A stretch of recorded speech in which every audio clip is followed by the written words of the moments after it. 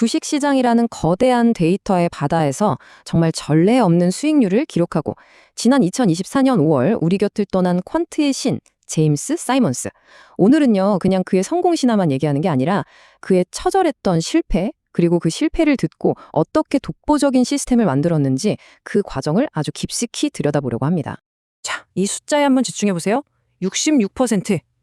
와, 주식 투자로 그것도 30년이 넘는 시간 동안 연평균 66% 수익을 낸다는 게 이게 상상이 가시나요? 이게 바로 제임스 사이먼스가 수수료를 떼기 전에 기록했던 정말 말 그대로 경이로운 숫자입니다.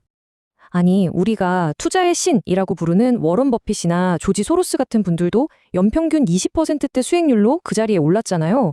그런데 사이먼스는 대체 어떻게 그 전설들의 기록을 저렇게 아득하게 뛰어넘을 수 있었을까요? 이 그래프를 보시면 그 차이가 얼마나 어마어마한지 그냥 한눈에 딱 들어오죠. 다른 전설적인 투자자들과 비교했을 때 사이먼스의 수익률은 이건 뭐 아예 다른 차원이라고 봐야 합니다. 그의 성과는 그야말로 압도적이었어요. 물론 66%는 수수료를 떼기 전 수익률이긴 해요. 그의 회사는 운용보수 5%에 성과보수 44%, 진짜 살인적인 수수료를 받았거든요. 근데 그런데도 투자자들이 실제로 손해진 순수익률이 연평균 39.1%에 달했다는 겁니다. 이거 정말 믿기 힘든 숫자죠? 그럼 대체 이 사람은 어떤 사람이었을까요? 되게 놀랍게도 그는 월스트리트 출신이 아니었어요. 수학자였고 심지어 암호 해독가였습니다. 그의 배경 이야기부터 한번 살펴보죠. 그의 젊은 시절은 그야말로 천재의 길 그 자체였습니다. 23살에 수학 박사가 되고 냉전 시대에는 국가를 위해 일하기도 했죠. 하지만 자신의 신념 때문에 해고당하는 그런 시련을 겪기도 했습니다. 그러다 수학계 최고 권위의 상까지 받았는데 그는 또다시 모든 걸 뒤로 하고 40의 나이에 월스트리트에 도전장을 내밉니다. 바로 이 경험이 모든 것의 시작이었습니다. 생각해보세요. 냉전 시대에 그냥 보기엔 무작위적인 암호문 속에서 의미 있는 정보를 캐내던 그 일이 훗날 거대한 잡음처럼 보이는 주식시장에서 수익의 패턴을 찾아내는 완벽한 훈련이 된 셈이죠. 혼돈 속에서 질서를 발견하는 것, 그게 바로 그의 특기였던 겁니다. 하지만 이런 천재 수학자였다고 해서 처음부터 성공했던 건 아닙니다. 그의 경력에서 가장 중요한 전환점, 바로 그의 쓰려렸던 초기 실패의 시기로 한번 들어가 보겠습니다. 그의 첫 회사 시절에요. 그는 우리한테 아주 익숙한 바로 그 방식으로 투자했습니다. 기업의 가치를 분석하고 경제 흐름을 예측하고 그리고 자신의 그 천재적인 직관을 믿었던 거죠. 하지만 시장은 정말 냉정했습니다. 약 6년 동안 이어진 암흑기에 그는 큰 손실을 보면서 투자자들의 비난에 시달렸어요. 아무리 뛰어난 지성이라도 시장의 비합리성 앞에서는 소용이 없다는 걸 정말 뼈저리게 깨달은 거죠. 그리고 바로 이 처절한 실패의 잿더미 위에서 그의 제국을 세운 위대한 원칙이 탄생합니다. 내 감정을 완전히 배제하고 오직 컴퓨터 시스템에 100% 매매를 맡기겠다. 바로 이 결심이 모든 것을 바꿔놓았습니다. 자, 이제 그의 혁신적인 데이터 기반 트레이딩 시스템, 그 핵심 개념 속으로 한번 뛰어들어 보죠. 대체 어떻게 그는 시장을 이겼을까요? 그의 성공 비결은 바로 통계적 차익거래라는 건데요. 이건 한 방에 대박을 노리는 게 아니에요.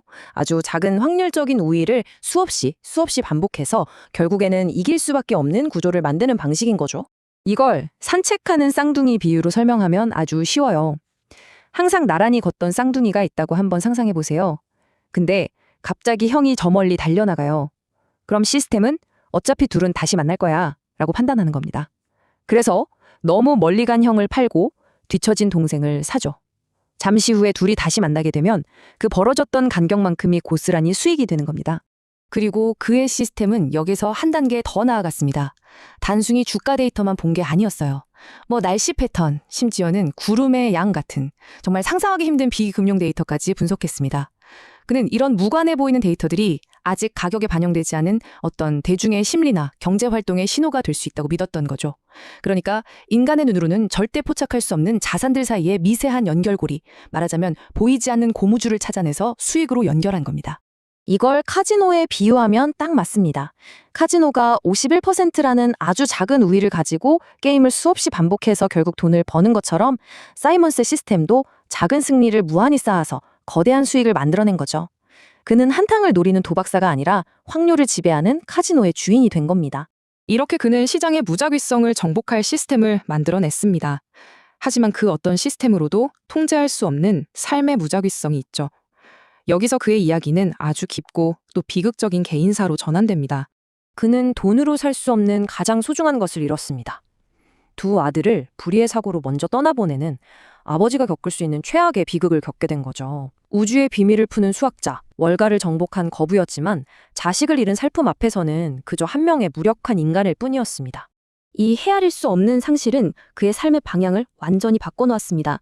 그는 자신의 개인적인 비극을 인류의 발전을 위한 원동력으로 승화시키기로 결심했고, 막대한 부를 인류의 가장 근본적인 질문에 답하는 기초과학 연구와 자선 사업에 쏟아붓기 시작합니다. 자, 이제 이 위대한 투자자가 우리에게 남긴 궁극적인 유산과 핵심 교훈을 정리하면서 마무리해보겠습니다. 시스템을 손대는 순간 우리는 도박꾼이 된다. 그가 남긴 가장 유명한 말이죠. 데이터가 증명한 원칙을 인간의 감정이나 직관으로 어설프게 건드리는 순간 모든 것이 무너질 수 있다는 강력한 경고입니다. 그가 남긴 교훈은 아주 명확합니다. 성공적인 투자는 미래를 맞추는 예측이 아니라 확률에 기반한 통계라는 것. 그리고 시장을 휩쓰는 탐욕과 공포의 파도 속에서 살아남으려면 자신만의 원칙을 단단한 시스템으로 만들고 그것을 끝까지 고수해야 한다는 점입니다. 마지막으로 이 질문을 여러분께 던지고 싶습니다. 시장이 뜨겁게 달아오르거나 혹은 차갑게 식을 때 여러분은 무엇을 믿고 의지하시나요? 제임스 사이먼스는 데이터가 말해주는 냉정한 통계를 믿었습니다. 여러분의 원칙은 무엇입니까?